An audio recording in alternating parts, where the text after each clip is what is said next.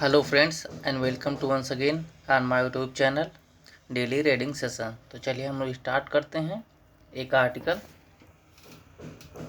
The UNSC statement on Pahalgam attacks appear water down. The UN security council statement on Friday April 25, 2025 condemning in the strongest terms the terrorist attack in Pahalgam was necessary but the inadequate, according to the statement, which expressed condolence to India and Nepal and, and to Nepal, which lost one citizen, the member of Security Council, that include Pakistan as an elected non-permanent member this year, reformed that terrorism in all its form and manifestations constitute one of the most serious threats to the international peace and security. The statement also spoke of the need to bring the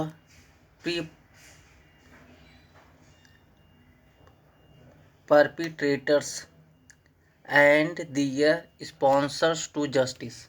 However, the UNSC did not name the resistance front that initially claimed responsibility for the attack and did not refer to the group's linkage to the UNSC designated terror outfit.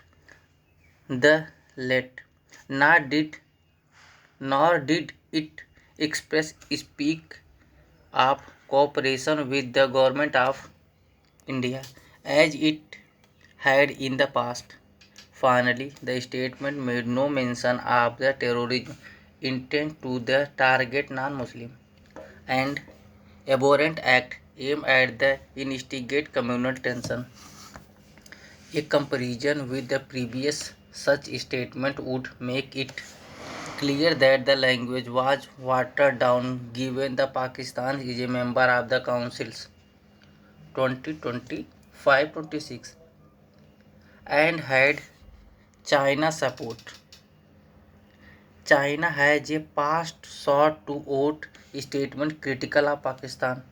It is also disappointing that the statement, which was negotiated by the France envoy, the current UNSC president, did not bring strongest input from others on the council, including the US, Russia, and UK, as the government of security force discussed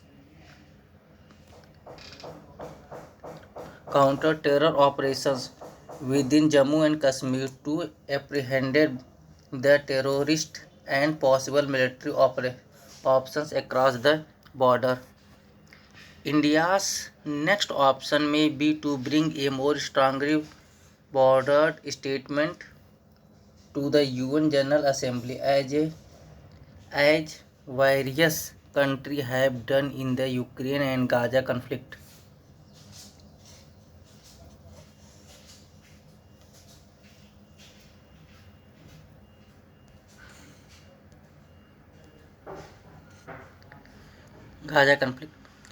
The government would not doubt to prepare to have those terrorists it has identified from the attack. The TRF itself, designated by the UNSC, much the same way as it was able to bring the designated Pakistan-based Jaish-e-Mohammed chief Masood Azhar as a terrorist after the Pulwama attack. In addition, India could build in case at the Finance Task Force, which put Pakistan on a grey list from